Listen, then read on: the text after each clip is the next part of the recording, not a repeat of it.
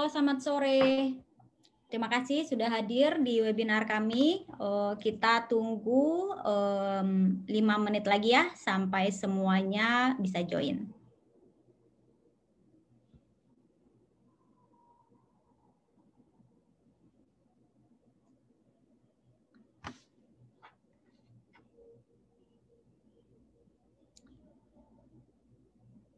Oke, sembari nunggu mungkin ada yang perlu ngambil kopi, ngambil cemilan, karena 60 menit ke depan kita akan membahas hal yang sangat seru nih.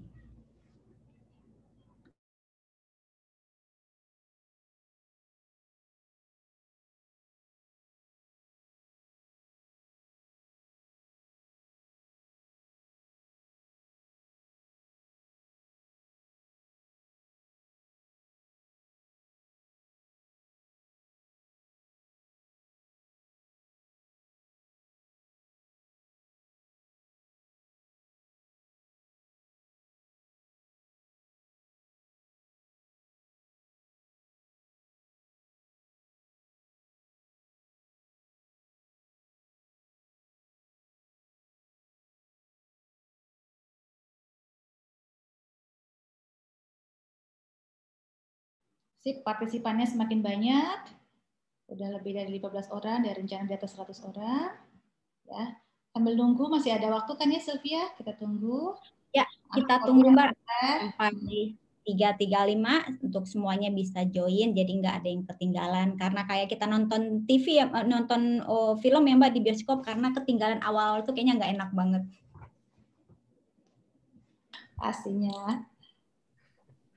Mungkin kalau mau yang mau say hi juga di chat room juga nggak apa-apa ya teman-teman. Yap, benar banget. Sekali. Siapa tahu ada yang saling kenal satu sama lain nih, ada nama-nama yang yang lumayan familiar. Dan familiar teman-teman kita semua ya Mbak. Kumpulan teman kita ketiga.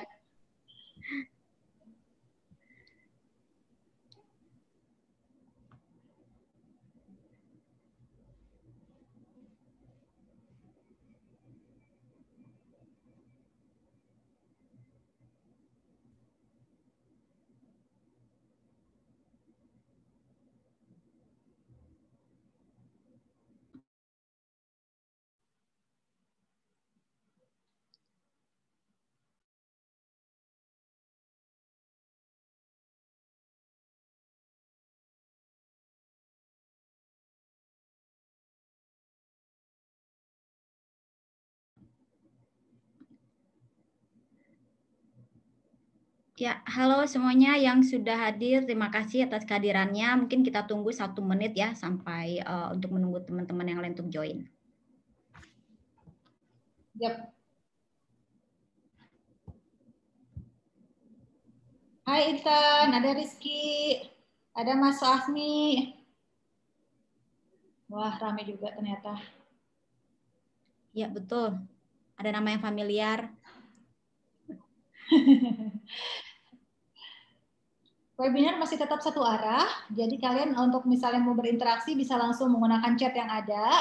Terus kalau Q&A juga di sebelah kanan bawah juga bisa dimanfaatin ya, nggak mesti harus sesi sampai selesai. Bebas, kita bisa chat, bisa ngobrol di situ ya. Kita tunggu yang lain lagi. Ya. Oke.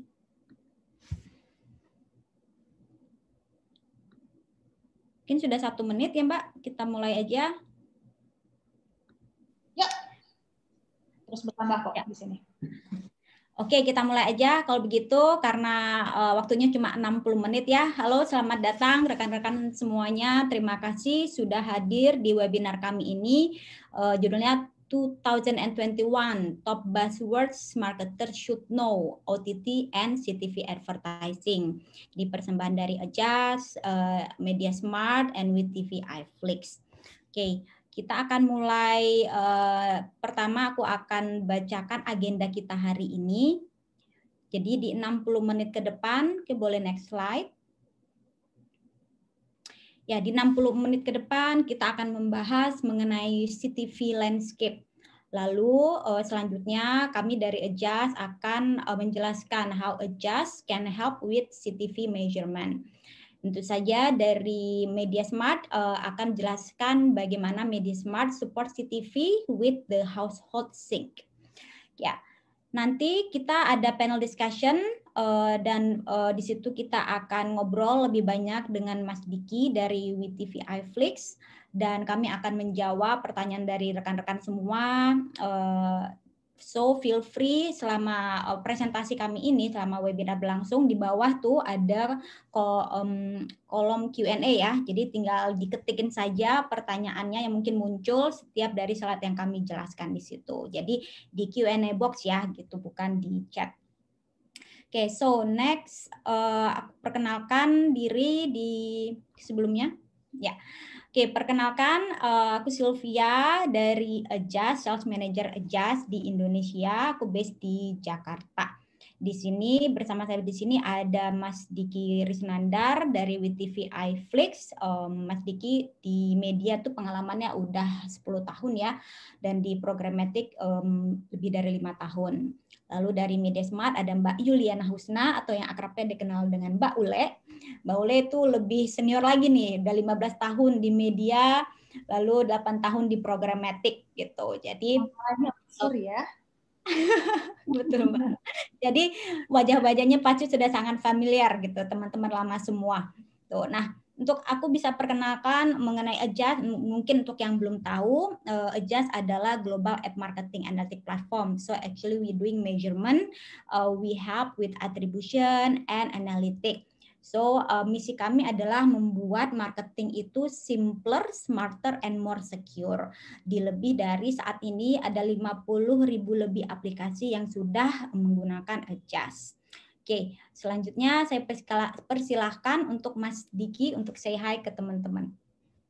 Halo teman-teman, selamat sore. Assalamualaikum warahmatullahi wabarakatuh. Salam sejahtera buat kita semua. Nama saya Diki dari WeTV iFlix. Peran saya di WeTV iFlix sebagai programmatic specialist, di mana saya harus memanage traffic yang kita punya untuk didistribusikan ke demand partner, entah itu SSP, DSP, atau advertiser lain. Kemudian saya juga mengoptimisasi traffic tersebut agar efektif, dan juga tentunya gue harus bring revenue juga ya, monetizing traffic tersebut di market lokal maupun regional. Ya, semoga sharing kita hari ini bisa berfaedah ya buat teman-teman semua. Ya. Amin. Amin. Pastinya Mas Diki. Ya, oke, selanjutnya silakan Mbak Ule, say hi. Hai semua, kalau nama asli udah tahu Yuliana Husna, tapi lebih dikenal dengan nama Ule atau Uli. Alhamdulillah saya udah hampir 5 tahun bersama Apple. Kalau di webinar kali ini saya mengangkat salah satu consumer platformnya Apple, namanya Media Smart. Apa sih Media Smart? Media Smart adalah self-serve mobile programmatic platform for incremental growth. Jadi ini adalah DSP, demand side platform yang bisa digunakan untuk setup campaign sendiri, targeting campaign sendiri, kemudian bisa pilih harga, budget, dan sebagainya, dan mengatur strateginya sendiri ya. Dan yang biasanya campaign hanya fokus kepada delivery atau sebatas impression, klik, dan sebagainya. Kalau Media Smart ini, dia memberikan insight lebih di incremental growth. Bisa jadi user yang terpapar iklan sebenarnya adalah user yang tanpa promo pun akan convert. Jadi Media Smart memberikan insight tambahan, nggak cuma sebatas delivery. Dan Media Smart ini sebagai DSP punya banyak kekuatan. 4 diantaranya. Pertama, audience creation. Kebanyakan campaign itu biasanya hanya sebatas tahu angka impression, klik, dan sebagainya. Tapi apakah kita tahu siapa sih audiensnya? Ke-capture nggak sih device ID-nya? Dan ketika kita pengen menjalankan remarketing atau retargeting untuk komunikasi yang lebih dalam terkait brand consideration, audience creation ini menjadi hal yang sangat penting untuk digunakan oleh marketer. Kedua, programmatic yang biasanya hanya online, kita punya omni-channel audience targeting, baik online maupun offline, karena kita punya proximity di dalam campaign Media Smart. Ketiga, karena goal utamanya adalah incremental growth, makanya kita juga punya incremental measurement, misalnya uplift. Sebenarnya setelah menjalankan iklan, apakah ada uplift yang terjadi dari campaign ke campaign? Itu juga harus perlu diukur. Dan yang paling penting adalah di sesi ini, Media Smart juga support untuk CTV advertising. Nggak cuma tayang untuk di connected TV, tapi juga untuk syncing sama household devices. Gitu. Jadi banyak banget teknologi yang sebenarnya bisa kita manfaatkan. Dan Media Smart ini sebenarnya sudah sudah lebih dari 8 tahun. Awalnya memang fokus di Eropa, tapi setelah diakuisisi oleh Apple tahun lalu, kita mulai merambah ke market Southeast Asia. Dan saya untuk bisnis di Indonesia, saya pimpin ada beberapa platform dan salah satu di antaranya adalah MediaSmart. Gitu. Jadi kalau ngomongin Mbak Sylvia lebih kepada MMP, Mas Diki lebih kepada OTT publisher-nya, saya lebih kepada teknologi untuk menjalankan campaign-nya. Yeah. Sip. Terima kasih banyak Mbak Ule, penjelasannya kayaknya memang keren sekali nih MediaSmart. Nanti ada Mbak Ule akan jelaskan ya lebih detail lagi mengenai MediaSmart. Okay, so let's jump into our first agenda ya di slide berikutnya. Oke. Ya, sebenarnya apa sih yang terjadi nih di dunia TV and streaming ya? Kalau kita lihat itu tahun lalu dari 2020 selama tentu saja pandemi di rumah. Ya, kayaknya ada. Kita lihat banyak sekali yang terimpact bisnis. Jadi tidak menutup bisnis di vertikal mobile advertising juga. Tapi ini di video ya, di streaming, di konten itu sepertinya tidak terpengaruh gitu. Bahkan sepertinya ada lonjakan. Nah, gimana nih insight dari Mbak Ule bisa di-share ke kita? Tentu. Jadi kalau ngomongin apa sih yang terjadi terkait TV sama streaming, kalau dulu bahkan sampai sekarang untuk linear TV pada dasarnya user harus nunggu, bahasanya kan namanya linear, dia harus menunggu content provider untuk menayangkan bagian yang dia pengen tonton. Dia harus mengikuti ada yang jeda iklan dan sebagainya gitu ya. Tapi dengan adanya streaming pada dasarnya user lebih mudah mengakses, bisa jadi dia ketinggalan acara TV tersebut, kemudian dia mulai menggunakan streaming TV aja deh untuk melihat siarannya kemarin dia tidak tonton gitu. Dan yang menarik adalah dia bisa langsung ke bagian yang memang dia ingin tonton saja. Nah, dengan adanya streaming ini juga nggak cuma live TV, juga ada VOD, video on demand.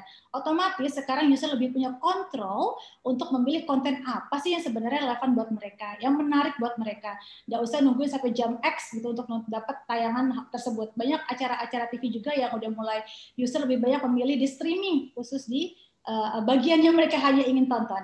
Bahkan salah satu programmatic platform juga membuat survei di mana partisipannya itu mengindikasi di tahun ini bahwa untuk brand storytelling menunjukkan 43% atau nomor satunya itu akan datang dari CTV, Connected TV. Kemudian diikuti nomor 2-nya datang dari sosial media sekitar 37%, dan terakhir di ranking ketiga ada di linear TV sekitar 26%. Itu survei yang dilakukan oleh programmatic platform terkait dengan CTV. Jadi yang menarik adalah ketika iklan tayang hanya sebatas di TV, kemudian sekarang CTV bisa menjangkau user baik di TV maupun di mobile device mereka, kemudian brand storytelling lebih kuat, ini menjadi opportunity yang sangat kuat di tahun ini. Itu gambaran yang saya dapat ya untuk yang what happened in the world of TV and streaming. Mungkin Mas Diki punya insight lain? Ayo Mas Diki. Silakan Mas Diki. Oke, kalau gue sih bisa menjelaskan dari sisi OTT ya, OTT platform ya. Kalau secara sederhana nih ya, mungkin next slide bisa ditampilin. Nah, jadi dari sisi sederhananya ya, dari sederhananya OTT itu berarti sebuah service atau layanan atau platform video on demand atau streaming langsung ke device kita atau device manapun yang mendukung koneksi internet. Itu sederhananya. Tapi kalau gue boleh mendefinisikan sendiri, lebih spesifik, kalau OTT itu adalah layanan video premium yang bisa dimonetize. Ya, artinya berbeda dengan video sosmed yang berbasis UGC, yang user tuh dengan mudah loncat mindahin progress bar dari menit pertama ke menit 10 atau bahkan sampai menit terakhir gitu ya. Berbeda dengan OTT, itu benar-benar kayak user tuh nyiapin cemilan dulu gitu ya sebelum nonton, dan user tuh cenderung nggak mau melewatkan 1 menit pun dari durasi video itu. Jadi kurang lebih overview OTT dari perspektif gua tuh seperti itu. Menarik. Ya. Nah, setelah Mas Diki udah ngejelasin tentang OTT, karena memang background-nya Mas Diki kan dari OTT, saya lanjutin ya. Saya pengen menjelaskan lebih jauh sebenarnya apa sih CTV atau Connected TV, gitu ya. Pada dasarnya Connected TV tetap TV, tapi terkoneksi sama internet sehingga dia bisa menayangkan konten digital. Lalu, apakah Connected TV hanya Smart TV? Smart TV adalah salah satu dari connected TV, karena Smart TV pada dasarnya memang sudah ada inbuilt internet di dalamnya, sehingga bisa mengakses konten digital lebih mudah. Tapi bukan berarti kayak TV-TV yang biasa itu tidak bisa jadi connected TV, tidak juga. Ketika TV-TV yang biasa atau standar TV pada saat dia punya koneksi internet, kemudian dia menggunakan alat bantu smart device untuk mengkoneksikan dan untuk bisa men-streaming konten-konten digital, maka dia menjadi connected TV. Nah, salah satu atau beberapa contoh dari smart device yang bisa membantu untuk streaming diantaranya kayak Chromecast atau kayaknya Apple TV atau Amazon Fire TV gitu ya. Jadi membuat TV-TV yang biasa pun bisa jadi connected TV sebenarnya dan bisa menjangkau user melalui CTV advertising. Dan yang ketiga itu juga ada namanya game console. Biasalah kita suka main pakai Nintendo, PlayStation, Xbox, pada saat ditembakin ke TV gitu ya. Selama ada koneksinya, pada saat kita juga bisa jangkau user tersebut. Gitu. Nah, jadi pada dasarnya CTV atau connected TV itu nggak cuma smart TV ya, TV biasa pun selama dia ada koneksi internet dan ada smart devices untuk mengkoneksikan siarannya, konten-konten digital bisa dikategorikan sebagai CTV. Gitu. Ya, jadi berbeda ya. Jadi rekan-rekan di sini pasti juga udah lebih paham lagi perbedaan OTT, CTV. Jadi sebenarnya itu bukan hal yang sama gitu kan. Itu berbeda, tetapi sebenarnya secara inventory ya, secara media juga berbeda. Nah, jangan lupa kalau ada pertanyaan dari teman-teman di sini bisa langsung ke Q&A box ya. Sama nanti kita juga ada setelah beberapa slide kita ada kayak lempar polling ya, jadi supaya karena kita nggak bisa ngobrol nih sama audiens kita, jadi kita lempar polling jadi untuk tahu nih insight dari rekan-rekan atau apakah ada melakukan juga sesuatu yang ada kita share di sini. Nah Mbak, tadi kan Mbak udah jelasin mengenai, Mas Diki udah jelasin OTT, Mbak juga udah jelasin mengenai CTV. Nah, siapa sih sebenarnya yang nonton OTT and CTV ini? Oke, aku jelasin ya. Jadi siapa sih sebenarnya yang menikmati konten OTT dan CTV? Kalau pada dasarnya di Indonesia ada dibagi 4 lah ya, kita bisa bilang. Kita bahasnya satu persatu. Pertama, baby boomers. Orang-orang yang lahir tahun 46 sampai 64. Orang tua kita, kakek kita yang di atas 55 tahun. Baby boomers adalah kategori audiens yang pada dasarnya memang kalau nonton TV mereka fokus hanya TV, bukan tipikal audiens yang gampang ke second screen. Dan mereka adalah tipikal audiens yang memang sudah terbiasa dengan jeda iklan. Jadi pada dasarnya mereka nggak masalah dengan yang namanya konten-konten digital untuk yang AVOD atau advertising video on demand dibandingkan harus subscribe yang berbayar untuk terhindar dari iklan. Mereka tipikal yang sudah nikmatin aja. Dan mereka menggunakan atau menikmati CTV sama OTT ini pada dasarnya karena mereka mencari konten-konten entertainment yang membuat waktu mereka lebih ya mengisi waktu lah bahasanya. Yang kedua ada generasi X yang lahir tahun 65 sampai dengan 79 atau 80 atau di antara usia 40 sampai 55 tahun. Ini adalah orang tua dari para millennials yang cenderung mandiri. Mereka adalah generasi yang mengalami perubahan. Mostly mereka selalu membandingkan zaman kita dulu dengan zaman sekarang gitu ya. Mereka adalah generasi X yang cenderung lebih suka mengeksplor gambar-gambar, konten-konten atau apapun yang mewakili nostalgia mereka masa lalu. Sehingga mereka suka sekali menikmati konten kayak entertainment, pop culture, musik, nostalgia, apapun yang membuat mereka kembali ke memori waktu mereka dulu, gitu, sebelum terjadi perubahan. Nah, ketika menjangkau audiens tipikal yang ini, pada dasarnya CTV advertising harus pinter membuat komunikasinya dengan konten-konten yang cenderung retro style, gitu, biar mereka kena aja. Nah, yang ketiga, kita punya millennials atau Y generation yang lahir tahun 81 sampai 96, sekitar 25 tahun sampai dengan 40 gitu ya. Ini adalah yang paling energik, yang mereka adalah pecinta konten OTT paling besar. Mereka bisa nikmatin streaming di lebih dari satu device, tapi mereka tidak suka untuk melihat iklan. Jadi mereka cenderung untuk subscribe, untuk lebih kepada konten yang SVOD gitu ya. Mereka adalah pengkonsumsi konten digital untuk yang OTT atau CTV paling signifikan, tapi mereka cenderung menghindari iklan, walaupun tidak semua pastinya tetap. Nah, yang terakhir adalah generasi Z, lahir setelah tahun 96 atau di bawah 25 tahun. Digital savvy banget, gitu. Mereka juga cepat sekali dengan perkembangan informasi gitu ya. Dan mereka lebih suka dengan konten-konten yang unik gitu atau yang kreatif. Sayangnya mereka udah mulai peka atau concern terhadap privacy. Mereka bisa loh matiin geolocation itu.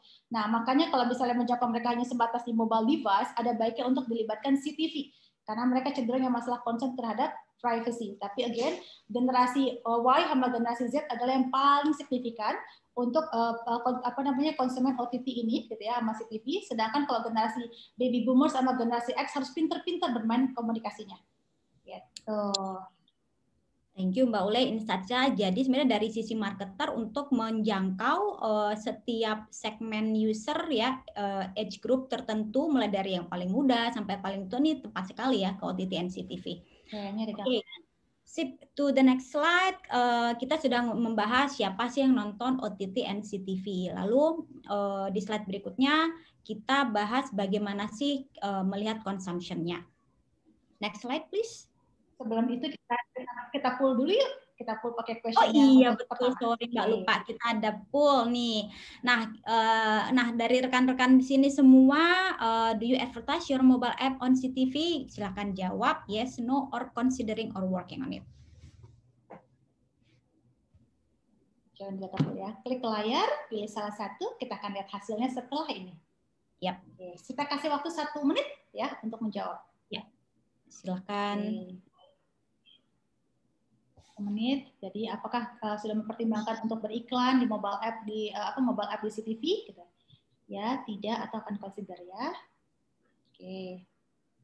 Masih ada 15 second. Oke. 10. Oke. 5 second. Oke, let's see the result. Let's see the result. Oke. Nice. Jadi tidak ya Mbak ya, belum, atau considering. Oke. So you are at the right place. Atau mungkin teman-teman juga mungkin sebagian juga bukan dari publisher ya.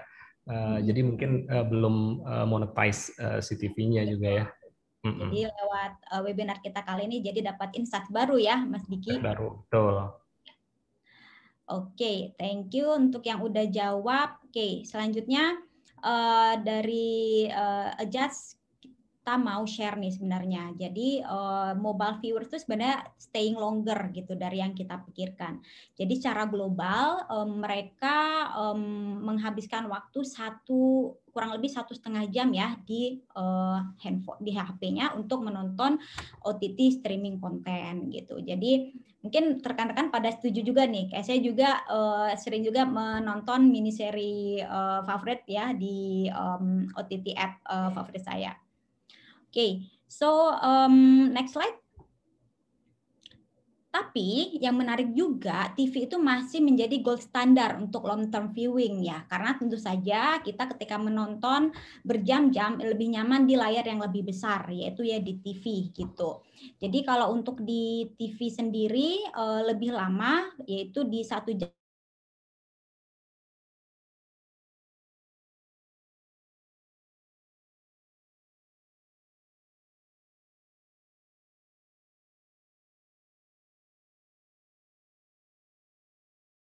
TV tapi yang tanpa koneksi internet. Mungkin rata-rata sudah terkoneksi dengan internet ya gitu. Atau ingat nggak terakhir kali nyewa DVD atau membeli DVD itu kapan? Gitu kan. Kayaknya udah lama banget ya gitu.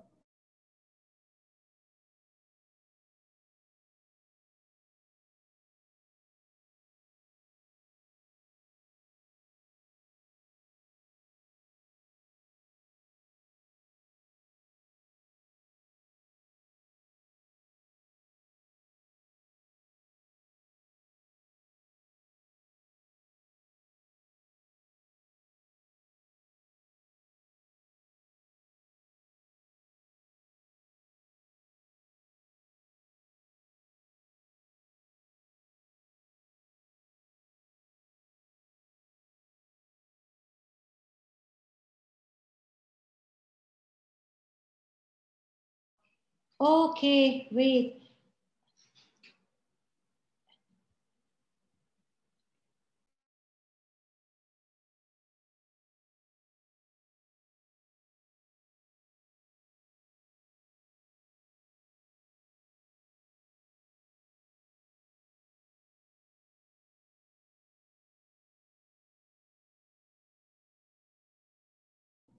Oke, maaf ya, internet saya agak terputus tadi. Oke. Oke, Sylvia. It was me. Oke, continue, Sylvia. Enggak, Mbak, kayaknya di aku nih masalahnya. Oke, nah kita lihat slide berikutnya. Oke, thank you. Ya, jadi sebagian besar sekarang orang-orang sudah tidak bergantung lagi pada TV kabel atau mungkin pakai antena ya gitu. Jadi mereka sekarang sudah lebih banyak yang membayar untuk streaming service gitu. Jadi menurut survei yang dilakukan eMarketer di Amerika, OTT subscription itu revenue-nya meningkat sampai 41%. Tentu saja itu sebagian besar didorong oleh pandemi ya yang kita sudah hadapi mulai dari tahun lalu. Lalu tahun ini revenue dari OTT itu diperkirakan akan meningkat sampai 30%. Nah, ada insight yang sangat bagus juga di Indonesia sendiri. Ada data terbaru nih dari konsultansi and research firm Media Partners Asia. Jadi subscription itu meningkat dari 3,4 juta sampai 7 juta. So itu udah double ya. Itu dalam kurun waktu 4 bulan saja, yaitu dari kurun waktu September 2020 sampai Januari 2021. Nah, salah satu hal yang juga membantu mendorong ini adalah hadirnya Disney Plus Hotstar ya. Itu layanan versi Disney Plus yang low cost saat mereka pertama kali launching bekerja sama dengan Telkomsel ya untuk user bisa mendapatkan konten video berkualitas dari Disney. Tapi di Indonesia rata-rata pelanggan itu membayar $2,1 per bulan ya atau kurang lebih 30.000 untuk layanan streaming atau subscription video on demand. Jadi menurun nih sebenarnya dari kuartal pertama 2020 di mana angkanya tuh di angka Rp40.000. Oke. Next slide. So, nah jadi di slide ini apa nih yang kita bisa lihat? Jadi bahwa sebenarnya dari advertiser itu telah melewatkan kesempatan besar untuk tapping or connecting with their customers dan juga untuk meningkatkan customer loyalty karena dari ad spend untuk di CTV itu masih sangat kecil sekali dibandingkan dengan potensi atau time spend para audience yang lebih besar di CTV. Oke. Next, kami juga di Edge telah melakukan sebuah survei, ya, survei global, dan mayoritas responden itu memilih streaming app sebagai aplikasi berlangganan mereka. Jadi di sini kami melihat di Amerika jumlahnya tuh 31%, di China 30%, dan di Turki 27%. Tapi pengecualian untuk di Jepang, di mana 16% responden tuh memilih gaming gitu dan hanya 8% yang memilih streaming. Nah, jadi untuk teman-teman di sini gimana? Streaming or gaming nih? Oke, next. Oke, untuk merefresh kembali dari slide di atas mengenai OTT and CTV, jadi OTT adalah over the top. Jadi term ini digunakan untuk media service yang mengantarkan atau delivering konten kepada konsumen secara on demand. Jadi via internet lewat teknik streaming. Walaupun ada beberapa layanan yang menyediakan opsi download gitu, download konten. Jadi contoh layanan OTT misalnya kayak WeTV iFlix, Viu, Video, RCTI Plus, YouTube yang premium, Netflix, Amazon Prime, etc. Sedangkan CTV adalah TV yang terkoneksi dengan internet. Misalnya dia udah smart TV, sudah ada koneksi internetnya, atau misal TV yang harus menggunakan streaming devices seperti Chromecast, atau gaming console ya seperti Nintendo, PS gitu. Jadi sebenarnya opportunity untuk para mobile marketer di CTV ini tuh ada sangat banyak ya. Kami melihat, mengamati, jadi dari berbagai vertikal aplikasi, mereka develop CTV app seperti bukan hanya entertainment ya, entertainment, video, atau audio stream, music streaming, bahkan gaming ya, gaming apps, news app, health atau fitness app ya, karena kita mungkin lebih enak untuk berolahraga lewat layar yang lebih besar gitu. Atau bahkan travel apps. Jadi memang vertical apps yang sudah mulai ke CTV apps ini sudah sangat banyak. Oke, selanjutnya kita ada polling ya untuk di sini.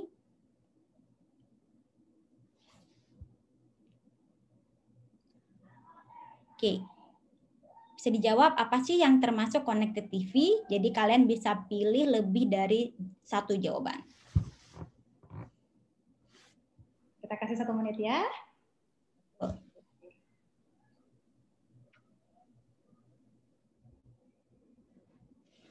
Oke, ini jawabannya benar semua atau ada pertanyaan jebakan nih, Mbak? Kita lihat ya. Tapi teman-teman di sini mah udah pasti tahu ya kayaknya nih CTV apa. Oke. 20 seconds ya. Iya, berapa detik lagi, Mbak? 10 seconds. 10 seconds, oke. Yes, let's see the result. Oke, resultnya. Oke, what is included in connected TV? Choose more than one. Ya. Masih ada yang menarik di sini. Yang menarik adalah mereka masih ada yang memilih laptop sebagai connected TV. Sedangkan namanya CTV atau connected TV tetap TV, gitu ya. Jadi sebenarnya jawabannya benar adalah pertama pasti smart TV.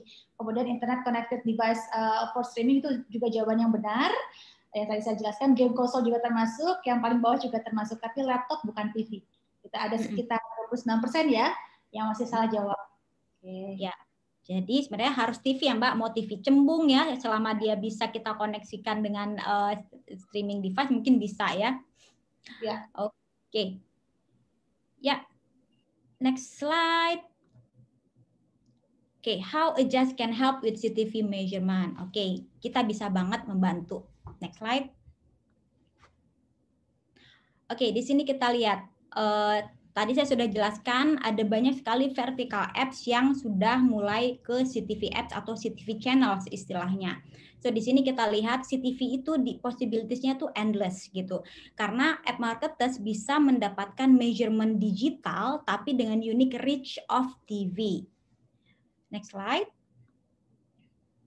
Oke, jadi untuk jumping ke CTV itu akan lebih worth it of course kalau kalian semua bisa melacak semuanya agar bisa meningkatkan ROI. Jadi di sini Adjust menawarkan measurement untuk CTV apps atau CTV channels dan OTT advertising untuk mobile apps. Jadi kalian bisa melacak atau meningkatkan ROI ya, bisa extending performance measurement-nya ke CTV apps walaupun saat ini punya mobile apps. Tentu saja bisa juga monitoring engagement users ya. Bagaimana sih user interacting with your CTV apps, apa yang mereka lakukan di dalam channel tersebut. Lalu, jadi rekan-rekan juga bisa fokus on loyalty dan memahami message apa yang sticking. Next. So, data yang didapatkan oleh marketers itu adalah sama ya, data performance dengan bagaimana Adjust menyediakan data untuk mobile. Jadi, pertama atribusi ya, measure performance CTV environment-nya sama seperti halnya atribusi di mobile. Lalu seperti berapa banyak install ya kan, installnya itu dari source mana saja. Lalu tentu saja untuk memahami user activities-nya di dalam aplikasi atau di dalam CTV apps-nya, in-app event tracking-nya, apa yang user lakukan, bagaimana mereka berinteraksi dengan CTV apps kalian. Bahkan kami juga bisa melacak subscription-nya gitu, subscription user bagaimana. Lalu tentu saja dibutuhkan reporting yang real time. Kami sediakan analitik dan reporting yang real time. Jadi kalian bisa mengukur performance setiap campaign secara real time. Gitu. Next. Oke, jadi dengan solusi CTV app measurement dari Adjust, kalian bisa growing your app on the mobile and CTV devices. Jadi kami memungkinkan kalian untuk secara akurat menghitung ROI campaign-nya, lalu increasing your customer loyalty, memahami apa sih yang user lakukan ya di dalam aplikasi atau di dalam CTV apps. Tentu saja kami combine dengan subscription tracking dari Adjust. Jadi dari marketers bisa mendapatkan full lifestyle insights gitu, mulai dari user, dia berasal dari source mana, apa yang mereka lakukan di dalam aplikasi or berinteraksi dengan CTV apps kalian. Lalu tentu saja kalian mendapatkan competitive advantage di OTT market karena memahami impact dari CTV app marketing. Jadi sebagai contoh, kami memungkinkan melacak full user journey-nya. Misalnya kalian ada apps yang dipromosikan di OTT services ya, misalnya Disney Plus atau Hulu gitu. Lalu kalian juga mempromosikan CTV apps kalian di Roku atau Amazon Fire TV, etc. Jadi di CTV channels begitu. Oke, setelah ini kami ada polling lagi. Oke, apa sih yang bisa Adjust bantu dengan CTV measurement? Bisa dijawab, silakan. Bisa memilih lebih dari satu jawaban juga.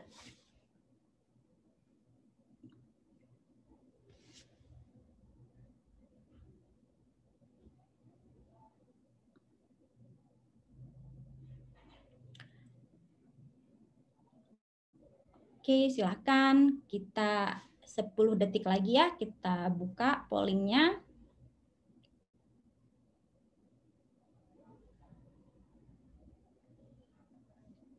Oke, so, wah jawabannya ada yang atribusi. Oke, mungkin aku jawab satu-satu ya. Atribusi ya, kami sediakan atribusi, event conversion tracking, real-time analytics and reporting tentu saja, dan juga ad serving information. Jadi kliknya, impressions-nya, dan segala macam.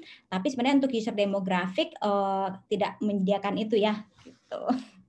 Karena pada dasarnya kalau tracking atau measurement adalah mengacu kepada device data level, sedangkan kalau user demographic lebih kepada user data, gitu ya. Kalau untuk target yes bisa, tapi kalau untuk delivery atau tracking sebatas apa yang telah terdeliver, baik balik lagi ke device information.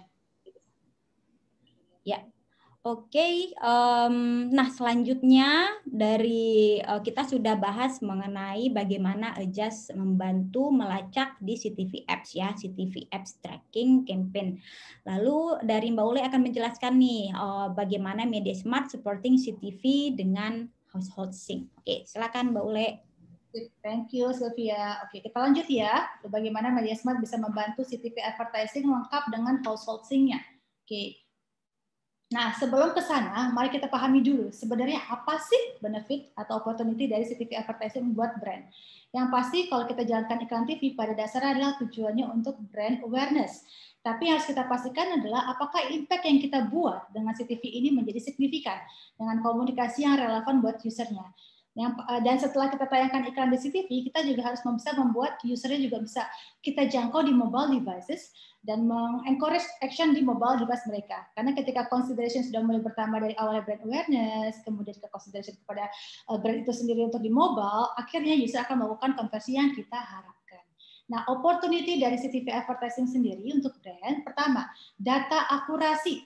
Karena pada saat ketika kita tayang CTV ads ini di programmatic, kita bisa dapat semua datanya secara real time.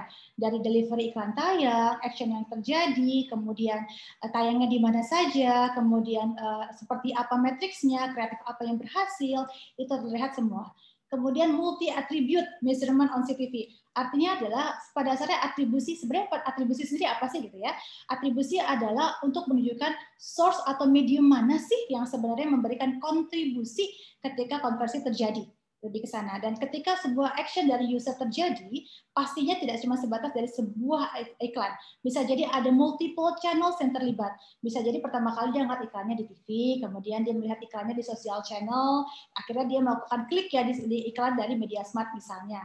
Nah, kita akan bisa melihat data akurasi tersebut, kemudian atribusi channelnya, siapa aja yang memberikan kontribusi dari user action tersebut ya. Nah, untuk measurement sendiri pada dasarnya kalau iklan tayang di TV kan biasanya sebatas iklan tayang gitu ya. Nah, di sini yang benar tetap impression yang menjadi matriks utama, tapi setelah downstream matriksnya itu juga ada lebih dari 26 matriks, bisa jadi klik, completed view video, kemudian juga ada misalnya bid stream, one bidnya, ketika kita bidding tuh harganya kita menang atau tidak, dan sebagainya. Filternya sendiri juga bisa kita gunakan misalnya kotanya, kemudian kita juga bisa dapat supply-nya, tayangnya di mana aja publisher-nya, SSP-nya siapa aja yang memberikan kontribusi, banyak sekali filter yang bisa kita eksplor untuk membuat campaign lebih baik. Nah, yang kedua, pada saat kita sadar bahwa CTV itu merupakan salah satu inovasi yang bisa kita manfaatkan gitu ya, new age media for reaching user, karena yang selama ini kita hanya bisa memilih TV atau mobile gitu. Pada saat sekarang kita bisa menjangkau digital, maksudnya menjangkau user di TV tapi dengan digital advertising dengan cara yang akan kita jelaskan setelah ini juga. Kemudian yang poin ketiga adalah kita tahu belakangan user cross screen, cenderung kalau di depan TV tidak benar-benar melihat TV. Kadang-kadang kalau lihat dari gambar tuh ada yang pegang handphone, ada yang pegang laptop gitu ya. Nah, dengan behavior co-viewing TV ini sebenarnya dengan adanya CTV kita bisa membuat digital footprint dari pemirsa TV. Jadi iklan tayang di TV, kita lihat digital footprint-nya seperti apa, kita jangkau mereka di mobile, bahkan ketika aktivitas mereka misalnya datang ke suatu lokasi, gitu ya, misalnya offline stores, atau dia melakukan install, itu bisa ke-track dengan baik di ekosistem ini. Yang terakhir adalah kita bisa menjangkau unique reach. Karena bisa jadi user yang ada di TV dengan yang ada di mobile pada dasarnya sama. Kita bisa menjangkau unique reach tersebut, dan khususnya adalah yang paling berpotensi adalah generasi Z, di mana generasi yang memang lebih ke digital savvy, kemudian mereka juga cepat dengan perkembangan informasi, kemudian mereka juga punya concern masalah privacy, tapi merupakan potensi yang terbesar untuk CTV dan OTT ini ya. Oke, Nah, lanjut lagi setelah kita lihat opportunity CTV advertising, kita lanjut apa sih benefit CTV advertising dengan programmatic. Pertama, yang pasti real time ad buying. Yang seharusnya biasanya kalau kita mau pasang iklan TV ya harus menghubungi dulu TV stationnya, bikin planning, lihat slot time-nya ada apa enggak, masih kena preemption enggak dan sebagainya gitu ya. Kebetulan saya juga punya background di media, semua media baik TV, cetak maupun digital, jadi saya tahu ekosistemnya. Nah, di CTV advertising ini kita bisa membeli langsung real time ad buying dengan matrix yang sangat jelas dengan full transparansi.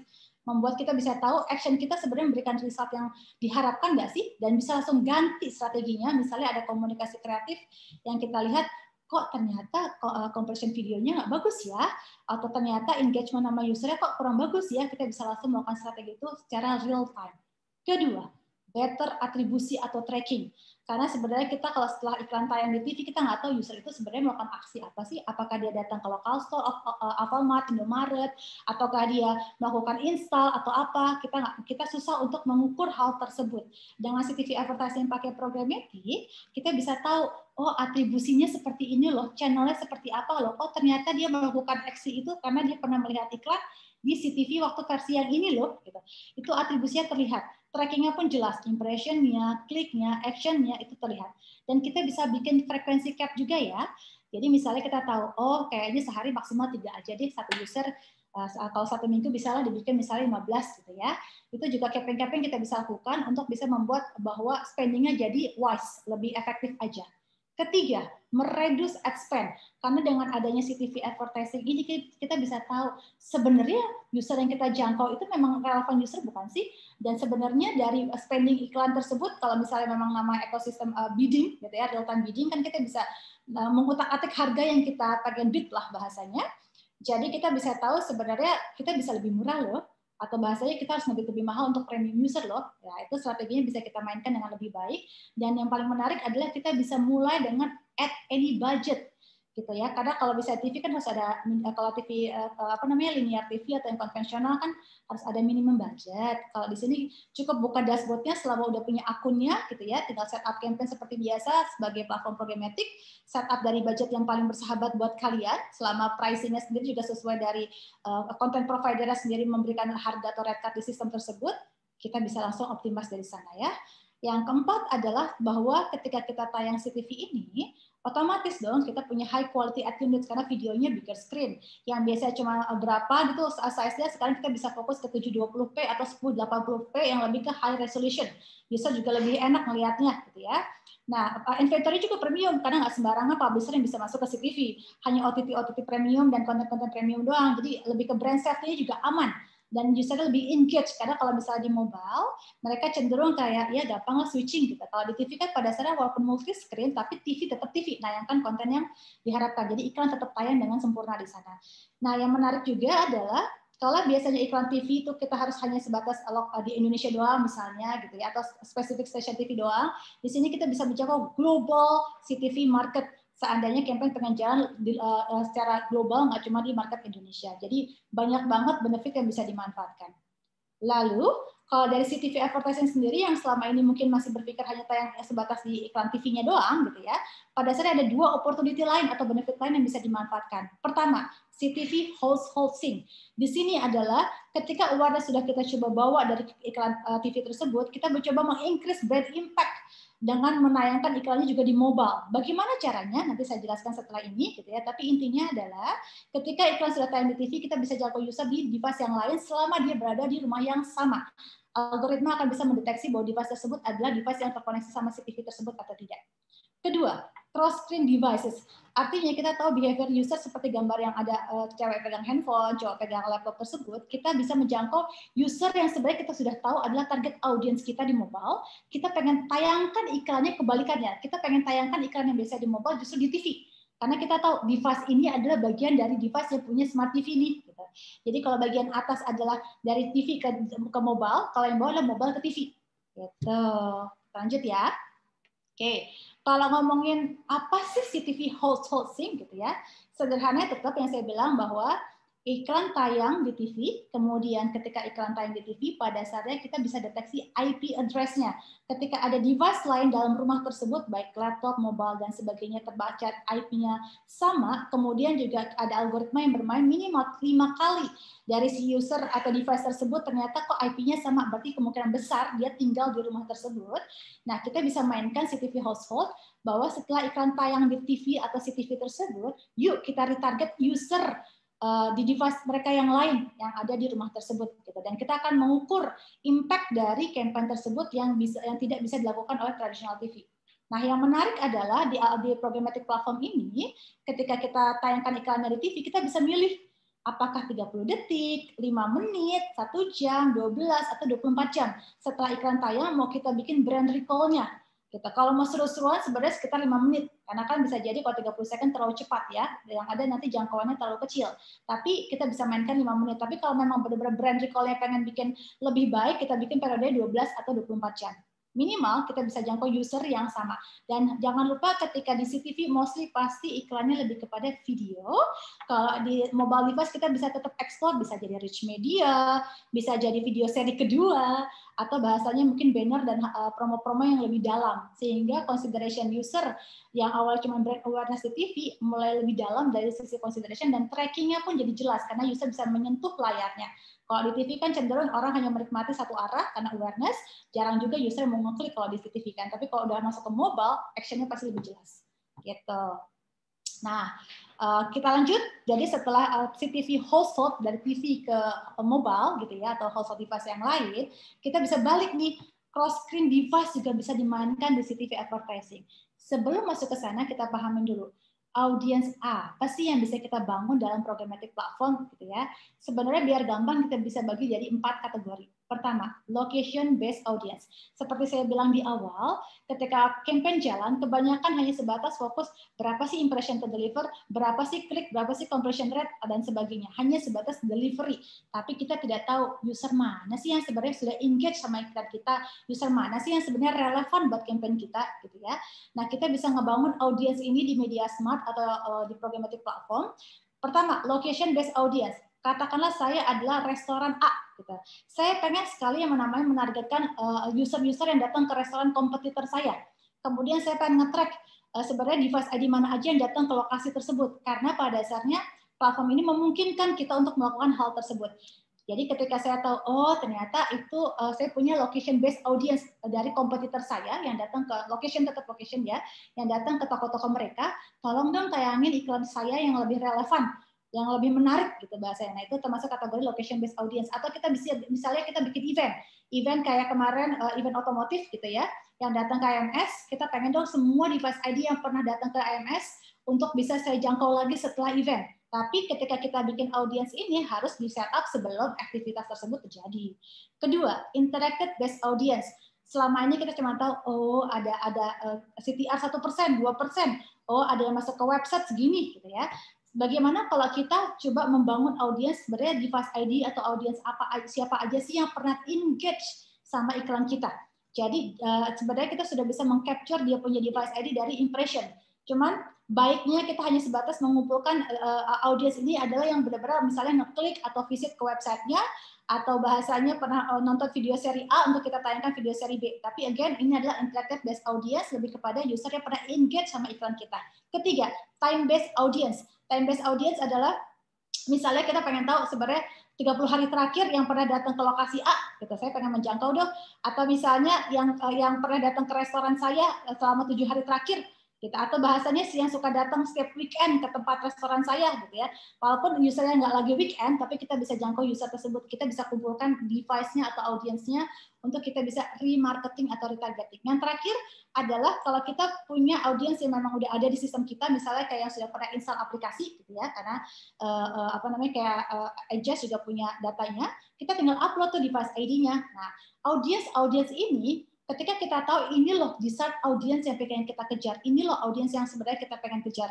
Nah, kita bisa menayangkan iklan yang selama ini hanya di mobile untuk tayang di smart TV mereka. Karena kita bisa tahu, oh device ini tuh punya smart TV. Jadi kita jangkau dari mobile ke smart TV. Nah, ini menjadi menarik karena ketika user selama ini di mobile ngeliat iklan cuma biasa aja gitu ya. Di smart TV kan high quality, premium inventory dan sebagainya. Oke, jadi yang ada kita bisa menjangkau mereka. Oke, terakhir last slide lebih kepada takeaways aja bahwa ketika kita lakukan CTV sama hosting gitu ya, kita bisa tracking install karena atribusi berjalan, sama kita juga bisa tahu setelah user lihat iklan di mobile, lihat iklan baik di CTV maupun mobile device, kemudian dia datang ke store misalnya Alfamart, Indomaret segala macam, which is ada proximity, kita bisa ukur loh sebenarnya aktivitas setelah terpapar iklan itu consideration-nya terjadi nggak sih? Gitu. Nah, kalau ngomongin takeaways sendiri, pada dasarnya pasti ini merupakan fastest growing channel lah ya untuk programmatic ads karena CTV menjadi hal yang menarik untuk mengakomodir user-user yang premium. Kedua adalah kita bisa menjangkau user di multi-screen, nggak cuma di satu device aja. Ketiga adalah kita bisa membangun consideration funnel yang lebih baik, karena sebenarnya kalau di TV kan hanya sebatas awareness. Ketika kita bisa jangkau user di mobile, artinya kita bisa memberikan consideration lebih dalam untuk mereka purchase, gitu ya, dengan komunikasi yang lebih menarik buat mereka. Dan yang terakhir adalah kita bisa membangun digital footprint dari TV users. Jadi omni-channel kita bisa jangkau dari sisi tersebut. Oke, karena sisa waktu juga nggak cukup gitu ya, bahasanya kita masih punya waktu cuma sekitar 10 menitan, kita lanjut ke survei ya. Ke survei untuk pool dari engagement yang sudah dijelaskan. Yuk, oke, kita kasih waktu 1 menit, kita lihat. Sebenarnya kalau misalnya kita mau ekspor CTV gitu ya dengan programmatic advertising, apa aja sih yang sebenarnya bisa kita dapatkan? Kenapa kita harus ekspor CTV dengan programmatic advertising? Jawaban bisa lebih dari 1 ya. Oke.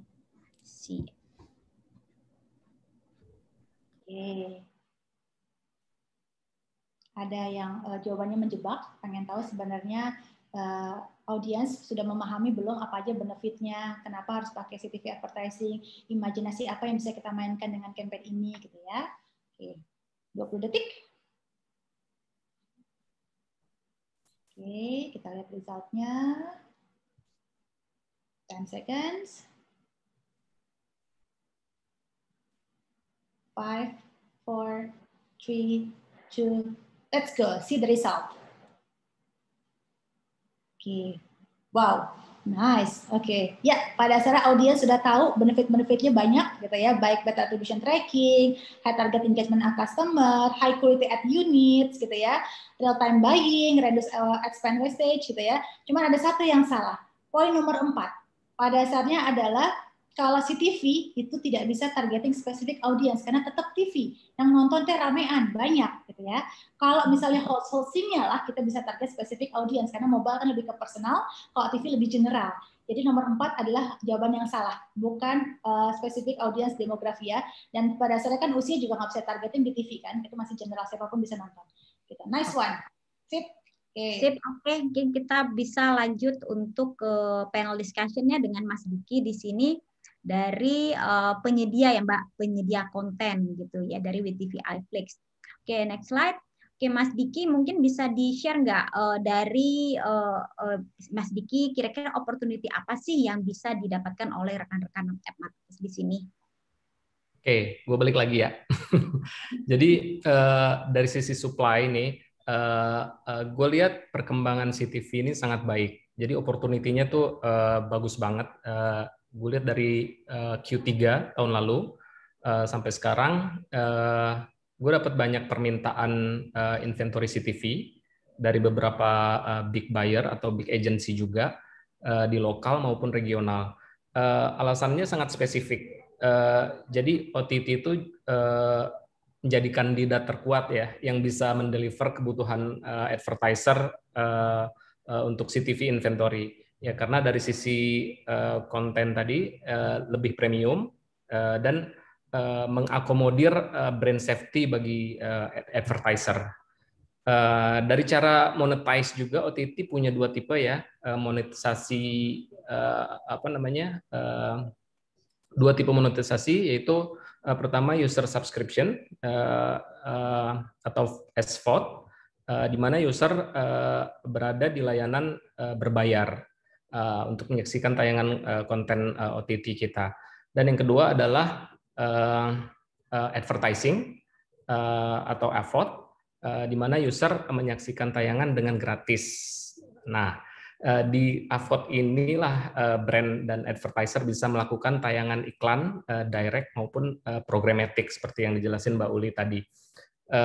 Dengan durasi pendek tentunya ya, nggak long form gitu ya iklannya ya, nggak 15 menit gitu enggak ya. Di kita tuh biasanya ada 6 second, 15 second, dan 30 second. Nah, opportunity berikutnya adalah cara beriklan di mana materi iklan itu dijahit di dalam kontennya, gitu. Kalau kita menyebutnya adalah sponsorship content. Nah, ini bisa running di keduanya, di SVOD maupun AVOD. Untuk tipe iklan ini tentunya nggak bisa dijalani dengan programmatic ya Mbak Uli. Ya memang berbeda ya, karena tipe ini nggak berhubungan dengan inventory standar IAB ya, dan dari sisi waktu juga membutuhkan proses manual ya untuk insert materi itu ke dalam konten.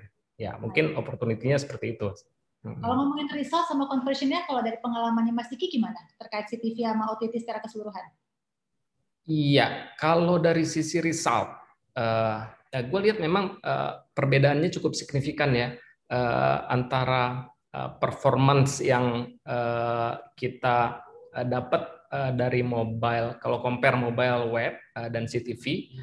Untuk CTV itu secara completion rate lebih tinggi. Bukan berarti web dan mobile itu kecil, enggak. Cuman si CTV itu bisa melampaui rata-rata web dan mobile apps. Kurang lebih nilainya itu lebih dari 90% untuk completion rate-nya ya. Itu lumayan bagus.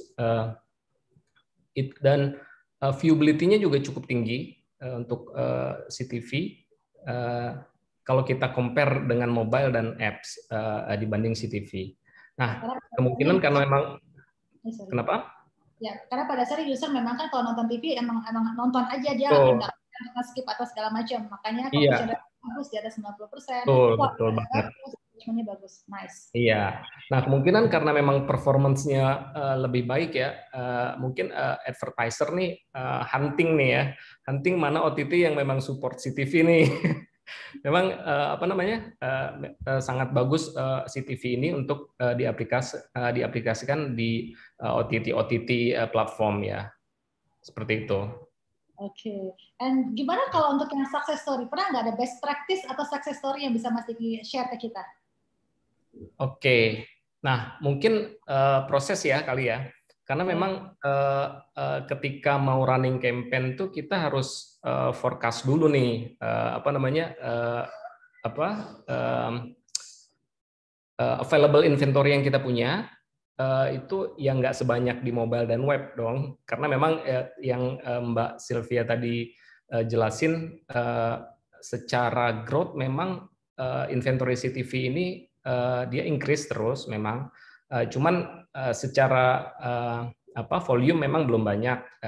Kalau di kita itu kurang lebih 5-10% dari nilai total inventory kita. Jadi memang belum banyak gitu. Nah, makanya kita perlu forecast sebelum ngejalanin campaign. Nah, jangan sampai miss ekspektasi dari advertiser ini terlalu tinggi untuk inventory CTV itu gitu. Tapi pada dasarnya Mas Diki kalau ngelihat potensinya kan cukup signifikan nih untuk masa depan gitu ya. Dan semakin banyak user, yang menggunakan CTV, karena kan CTV nggak cuma Smart TV, juga TV biasa kan bisa digunakan sebagai CTV selama ada koneksi internet sama smart device. Pada dasarnya sejalan waktu bahasanya dengan semakin banyaknya user yang menggunakan, otomatis juga inventory iklannya akan mengikuti kan? Betul, inventorinya akan ngikutin. Ya memang kita sangat berterima kasih ya sama apa namanya vendor-vendor yang memproduksi Android box, ya TV lama, TV yang udah jadul pun bisa terkonversi jadi smart TV ya.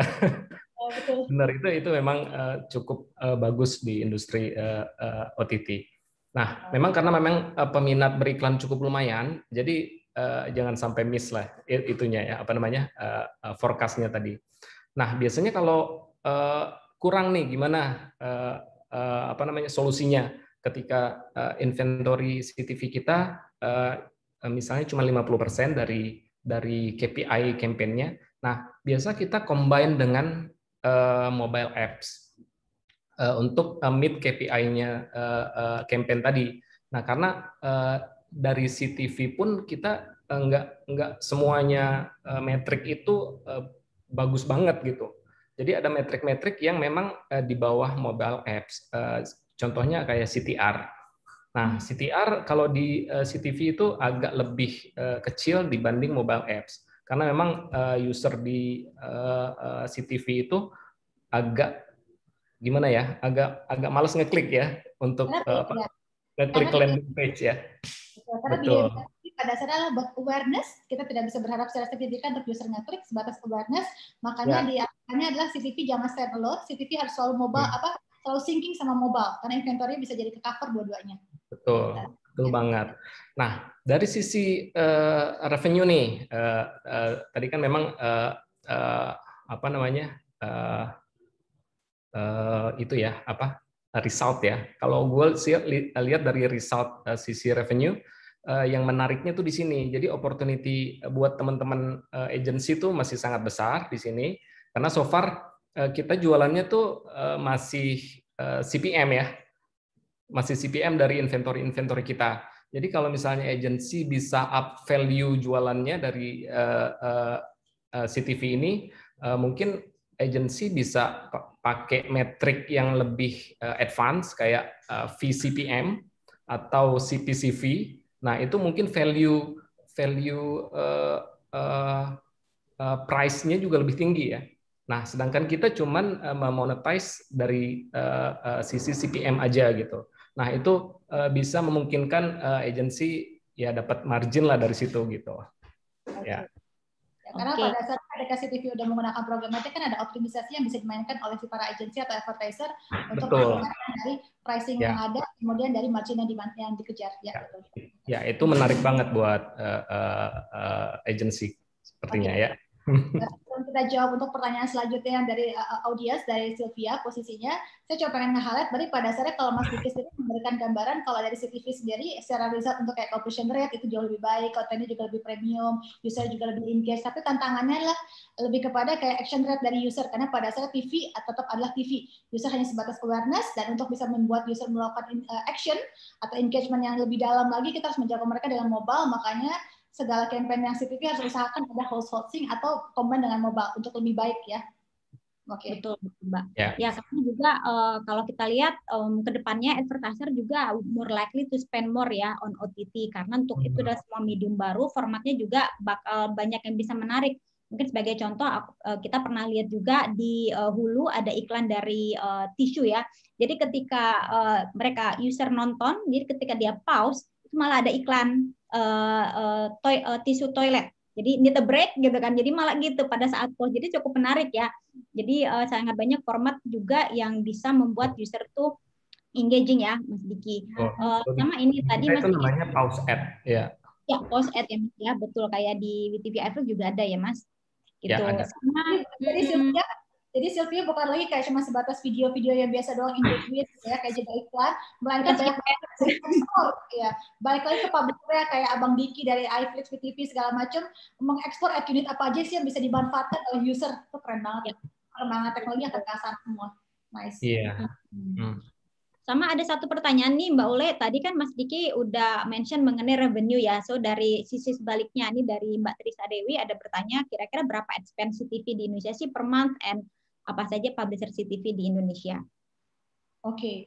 Kalau dari sisi saya coba jawab dulu ya. Kalau ngomongin ad spend di Indonesia kan kita juga banyaknya programmatic platform yang terlibat dalam hal ini. Kita belum tahu dapat gambarannya seperti apa. Harus ada survei yang memang spesifik ke sana, gitu ya. Tapi kalau ngomongin pertanyaannya pindah soalnya saya cari dulu pertanyaan mana ya. Berapa ad spend CTV di Indonesia sama publishernya? Publisher apa aja sih yang bisa digunakan selama publisher tersebut memang pada dasarnya membuka inventory programmatic untuk di CTV, misalnya kebanyakan pasti OTT, balik lagi OTT, karena ketika user menikmati TV walaupun namanya CTV gitu ya, ujung-ujungnya tetap video mostly gitu. Jadi kalau publisher apa aja ya mirip kayak si Abang Diki, iFlix, WeTV, atau misalnya kayak banyak yang kayak Apple TV atau yang Hulu dan teman-teman itu semua termasuk yang bisa kita manfaatkan untuk programmatic campaign di terkait CTV ya. Jadi kalau ngomongin publisher sudah banyak atau tidak, pada dasarnya mulai terus berkembang. Yang pasti yang paling dominan adalah OTT publisher, gitu ya. Pelan-pelan pun OTT pun harus mulai mempertimbangkan secara kualitas kontennya dia.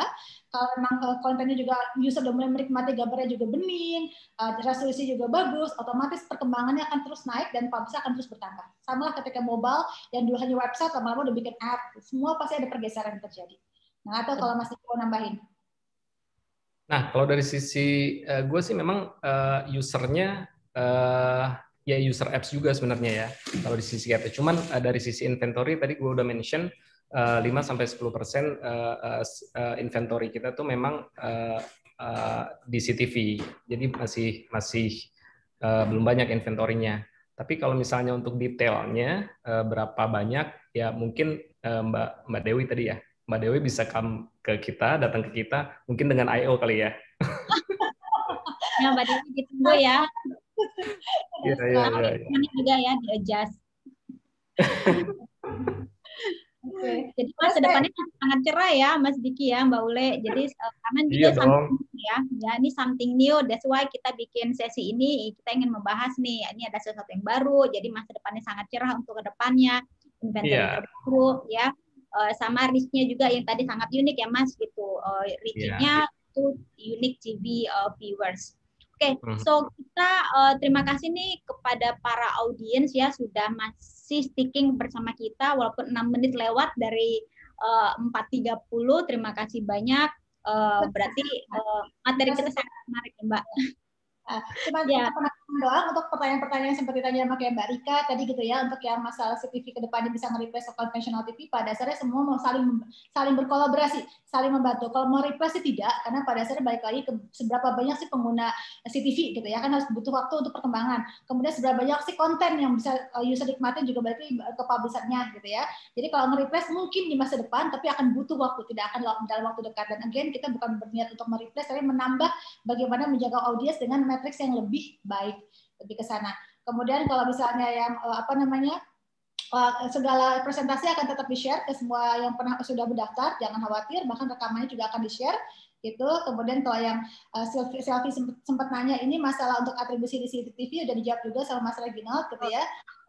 Karena atribusi yang tadi saya jelaskan di awal. Kalau misalnya ada pertanyaan lain silahkan, tapi so far kita bisa selalu dijangkau, tinggal email, nanti dari presentasi akan di bagian akhir ada kontaknya kita. Jadi kalau misalnya ada kebutuhan untuk OTT sama Mas Diki, atau MMP dengan Mbak Sylvie, atau saya untuk yang programmatic platformnya gitu ya, silahkan, jangan sungkan.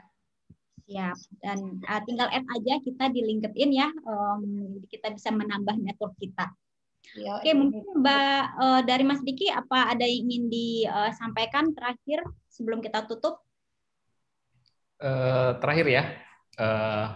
Oke, jadi gue akhiri kalau misalnya memang teman-teman dari publisher yang dari sisi OTT, memang baiknya kita aplikasikan CTV inventory ini karena memang masih sedikit dari sisi agency, buyer, advertiser tuh lagi banyak membutuhkan itu.